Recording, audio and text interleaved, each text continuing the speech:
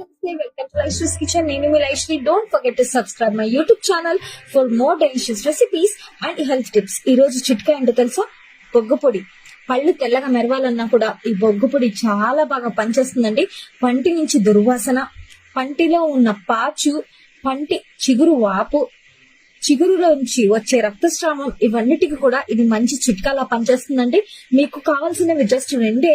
కట్టెల నుంచి వచ్చిన బొగ్గులు ఒక 5 నుంచి 6 తీసుకొని దాంట్లో సాల్ట్ వేసేసి మిక్సీ పట్టేసుకొని ఇలా బాక్స్ లో స్టోర్ చేసి పెట్టుకోండి.